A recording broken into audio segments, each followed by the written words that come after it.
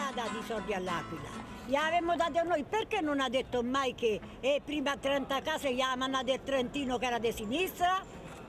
Gliela dico io com'è la storia, hai capito? Perché Lui a me non mi ha dato niente perché io leggo i libri, capito? Ieri sera ha anteso quello in televisione, sul 3, come si chiama? Saviano.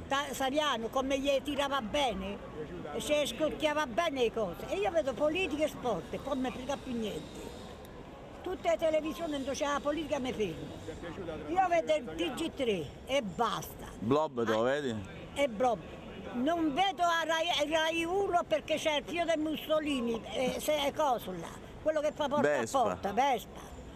Non la vedo, c'è Menzolini, tutti i zozzoni come lui ci sono. E così la storia è tutta lì sta. Mica c'è niente d'altro di speciale. Ma non si vergogna a dire, ho 20 case e la gente si sta a morire di fame. A me mi da spiegare come ha fatto i soldi perché il padre era un coso di banca. Un impiegato. E lui stesso ha detto, mia madre no, ma per bancarella la roba costava di meno. Dimmi come ha fatto i soldi, quello mi ha da dire. Ha fatto le guerre, quelli della Siria c'è la sua stomaco, lui è quel porco di Bush. Ha capito chi c'è la sua stomaco? Lui è quel porco di Bush, perché ha piato i soldi, poi si è fatto 6.000 metri di spiaggetta insieme a quel sozzone di, come si chiama, quello che sta a Piazza Farnese, che c'ha pure la piscina sul terrazzo. Come si chiama? E l'altro delinquente che è stato un galè, pure in galè. Guardasse l'Italia con marito 8 anni e mezzo.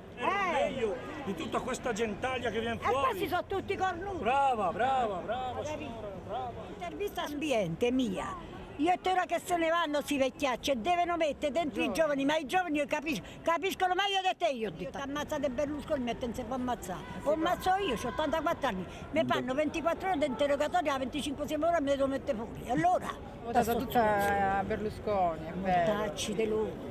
Roma è tutta rossa, lascia perdere che vincono loro, però Roma è rossa, perché noi non manca il Papa, io non posso vedere manco questo è tedesco, quell'altro era polacco, ma ha mandato i soldi là, leggi i libri del Vaticano, vedi che c'è sta scritto quanti milioni ha mandato quello che vuole fa santo, ma io leggo queste cose, sai.